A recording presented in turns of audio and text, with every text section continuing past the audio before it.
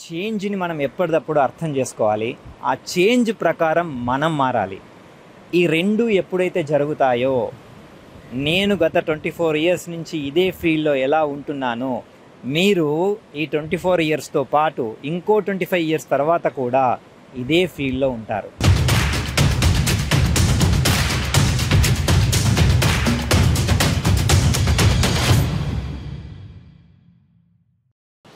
ఈ artificial intelligence వచ్చి photography నాశనం చేసింది అండ్ చేస్తుంది. ముందు ముందు ఇంకా ఫోటోగ్రాఫర్ అనేటోడికి లైఫ్ లేకుండా పోతుంది. ఎడిటింగ్ డిపార్ట్మెంట్లో చాలామంది జాబ్స్ పోతాయి. ఎందుకంటే ఒకప్పుడు గ్రిప్ అంటే ఎడిటింగే, ఇప్పుడు ఎవరైనా ఎడిటింగ్ చేయొచ్చు అని చాలామంది చాలా రకాలుగా భయపడుతున్నారు. అది యాక్చువల్గా నిజమే. అయినా సరే ఈ ఫోటోగ్రఫీ ఫీల్డ్లో ఇంకా మనం స్టిల్ స్ట్రాంగ్గా బతకొచ్చు. ఒక ఫోటోగ్రాఫర్ అనేవాడికి ఇంకా 10 ఇయర్స్ దాకా లైఫ్ ఉంది. అది ఎలాగో ఈ వీడియోలో మనం తెలుసుకుందాం. ఈ ఫీల్డ్లో నేను 24 ఇయర్స్ నుంచి ఉన్నాను. ఈ ఫోటోగ్రఫీ ఫీల్డ్లో వచ్చిన ఎన్నో చేంజెస్కి నేనే సాక్ష్యం. అన్నిటికంటే ఇంపార్టెంట్, 24 ఇయర్స్ బ్యాక్ అంటే ఆల్మోస్ట్ 2000 ఇయర్లో మేము ఫొటోస్ని ఫిలిం కెమెరాల్లో షూట్ చేసేవాళ్ళం. అప్పుడు ఫోకస్ కూడా సరిగ్గా ఉండేది కాదు. అసలు ఆటో ఫోకస్ అనే ఆప్షనే ఉండేది కాదు మాకు.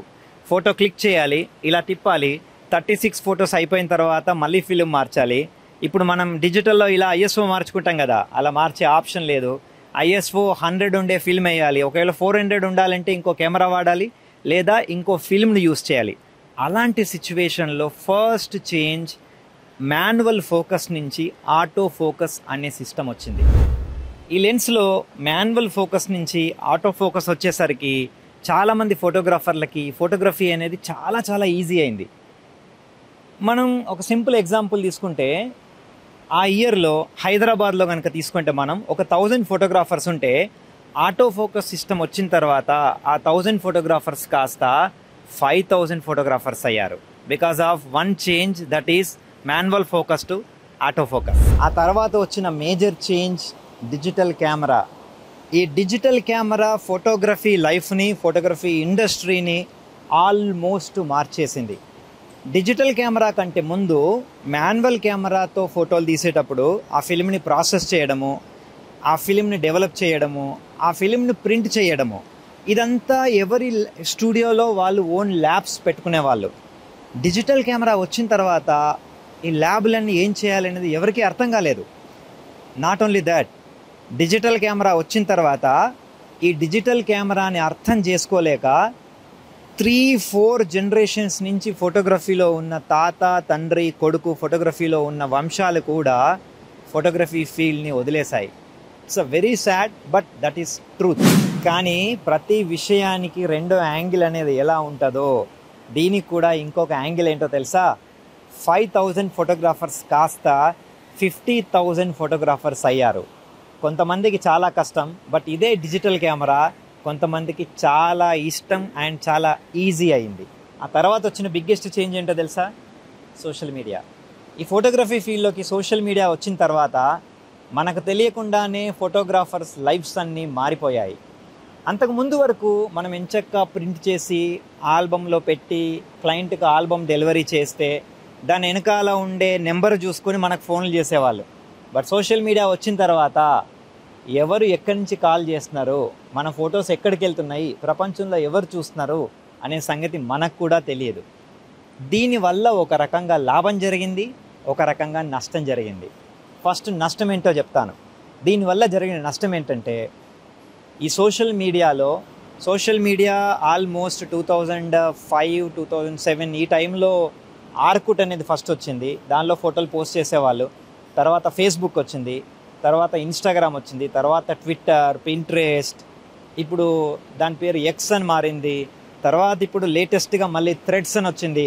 ఇలా రకరకాలుగా సోషల్ మీడియా మారుతున్న కొద్దీ మనం ఫోటోలు పోస్ట్ చేసే సైజ్, ఫోటోలు పోస్ట్ చేసే క్వాలిటీ, వీడియోలు పోస్ట్ చేసే సైజ్, అంతకుముందు వీడియోలు హారిజెంటల్గా తీసేటోళ్ళం, ఇప్పుడు వీడియోలు వర్టికల్గా తీయాల్సి వస్తుంది. అండ్ దీనిలో ఇంకొక నష్టం ఏంటంటే, చాలామంది రూరల్లో ఉండే ఫోటోగ్రాఫర్స్కి వాళ్ళకి మంచిగా ఫోటోలు తీయడం వస్తుంది, మంచిగా వీడియోలు తీయడం వస్తుంది, కానీ పాపం వాళ్ళకి ఇంగ్లీష్ రాదు, వాళ్ళకి ఇంగ్లీష్లో మాట్లాడడం రాదు, సోషల్ మీడియాలో ఎలా పోస్ట్ చేయాలో తెలియదు.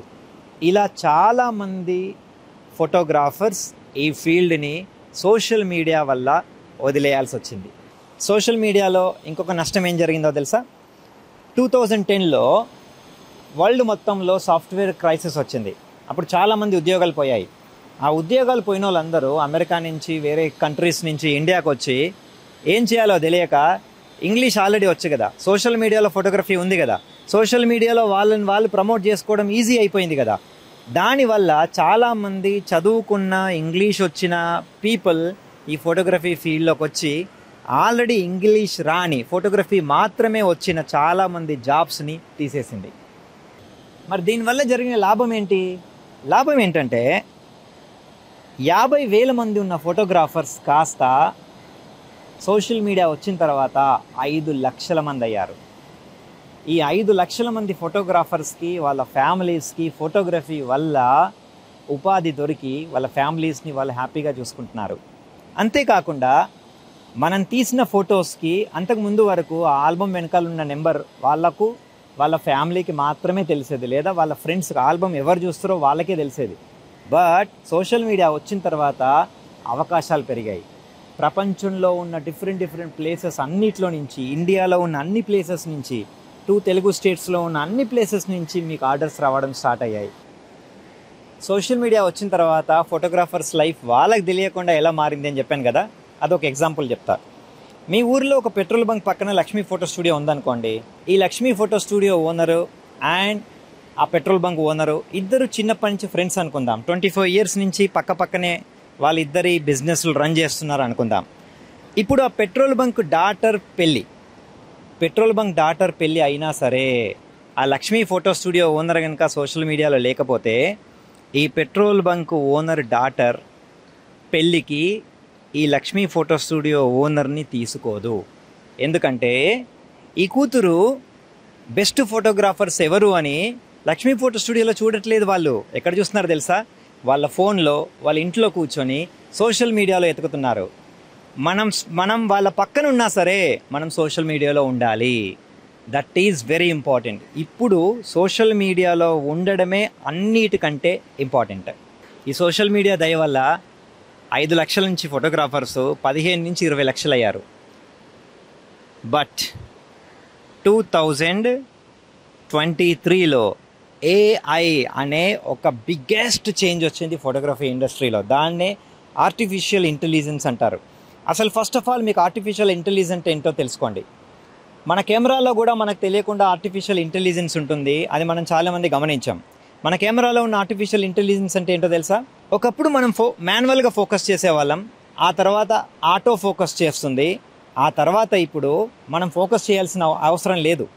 కెమెరాలో ఐ ఆటో ఫోకస్ అనే సిస్టమ్ని మనం ఆన్ చేసుకుంటే, మన ఐ ఎక్కడుందో ఆ సెన్సార్ మన ఐని కనిపెట్టి ఆ ఐ ఎటు తిరిగితే అటు ఆటోమేటిక్గా అదే ఫోకస్ అవుతుంది. అది ఆర్టిఫిషియల్ ఇంటెలిజెన్స్తో చేయగలిగారు వాళ్ళు. అది కెమెరాలో. మరి ఎడిటింగ్లో ఆర్టిఫిషియల్ ఇంటెలిజెన్స్ అంటే ఏంటో తెలుసా? ఇప్పుడు నా వెనకాల బీచ్ ఉంది కదా, నన్ను ఇలాగే ఫోటో తీసి ఈ వెనకాల ఉన్న బీచ్ కాకుండా నేను తాజ్మహల్గా మార్చొచ్చు. అంటే నేను తాజ్మహల్ ఎదురుగా ఫోటో దిగినట్టు మార్చొచ్చు, లేదా నేను అసెంబ్లీకి ఎదురుగా దిగినట్టు మార్చొచ్చు, లేదా మీరు ఏదైనా కోరుకోండి దాని ఎదురుగా నేను ఫోటో తీసినట్టు మార్చట్టు. ఇవన్నీ కూడా 1 క్లిక్తో. ఫోటోషాప్ బీటా వర్షన్ అనే ఒక వర్షన్ ఉంది ఇప్పుడు, ఆర్టిఫిషియల్ ఇంటెలిజెన్స్ దానిలో ఇంక్లూడ్ చేశారు. దానితో ఫోటోగ్రాఫర్స్ లైఫ్ మారబోతోంది. ఎట్ ద సేమ్ టైం దీన్ని అర్థం చేసుకోలేక మళ్ళీ అగైన్ చాలామంది ఫోటోగ్రాఫర్స్ ఈ ఫీల్డ్లో నుంచి వెళ్ళిపోతున్నారు. ఈ ఆర్టిఫిషియల్ ఇంటెలిజెన్స్ వల్ల ఎడిటింగ్ అనేది ఈజీ అవుతుంది. ఒకప్పుడు ఫోటోలు ఎట్లా తీసినా సరే ఫోటోగ్రాఫర్స్ ఎడిటింగ్ బాగా చేసి ఎడిటింగ్లో గ్రిప్ ఉండేది. ఇప్పుడు అది కూడా నార్మల్ అయిపోతుంది, కామన్ అయిపోతుంది, ఈజీ అయిపోతుంది. దానివల్ల జరిగే నష్టం ఏంటంటే, దీన్ని అర్థం చేసుకోలేని చాలామంది ఫోటోగ్రాఫర్స్ బయటికి వెళ్ళిపోతారు.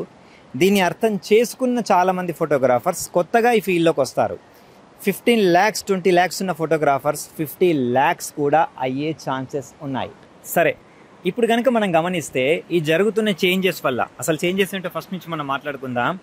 ఫస్ట్ మన దగ్గర ఫిల్మ్ కెమెరా ఉండేది. ఫిల్మ్ కెమెరాలో నార్మల్ మాన్యువల్ ఫోకస్ నుంచి ఆటో ఫోకస్, దాని తర్వాత డిజిటల్ కెమెరా, దాని తర్వాత సోషల్ మీడియా, దాని తర్వాత ఇప్పుడు వచ్చింది ఏంటి, ఆర్టిఫిషియల్ ఇంటెలిజెన్స్, ఇవన్నీ రావడం వల్ల మీరు గుండెల మీద చేసుకొని చెప్పండి, ఫోటోగ్రాఫర్ లైఫ్ పెరిగిందా తగ్గిందా? ఫోటోగ్రాఫర్స్ పెరిగారా తగ్గారా? ఫోటోగ్రఫీ వాల్యూ పెరిగిందా తగ్గిందా? ఒక ఫోటోగ్రాఫర్ అనేవాడు ఇప్పుడు ఎక్కువ డబ్బులు సంపాదిస్తున్నాడా లేదా?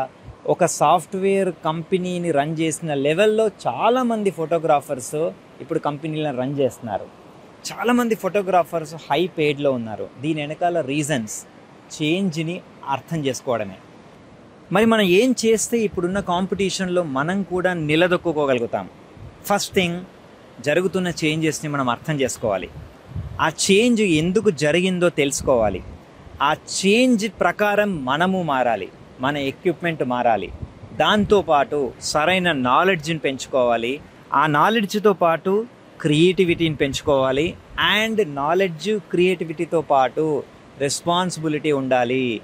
ఎప్పటికప్పుడు సోషల్ మీడియాని అర్థం చేసుకుంటూ దాని తగ్గ ఫొటోస్, వీడియోస్ మీరు పోస్ట్ చేస్తూ ఉండాలి. సింపుల్ ఎగ్జాంపుల్, ఒకప్పుడు ఇలా తీసేవాళ్ళం, ఇప్పుడు ఇలా తీస్తున్నాం. అలాగే తీయాలి.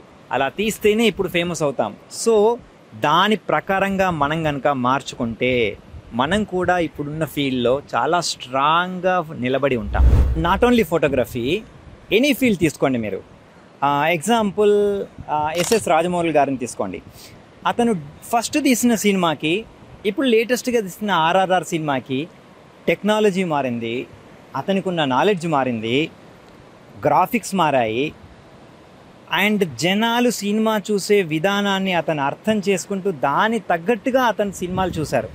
తెలుగులో అందరికీ అర్థమయ్యేలాగా ఫస్ట్ సినిమాలు తీశారు, ఇండియాలో అందరికీ అర్థమయ్యేలాగా తర్వాత సినిమాలు తీశారు, ఆర్ఆర్ఆర్ వరల్డ్లో అర్థమయ్యేలాగా తీశారు.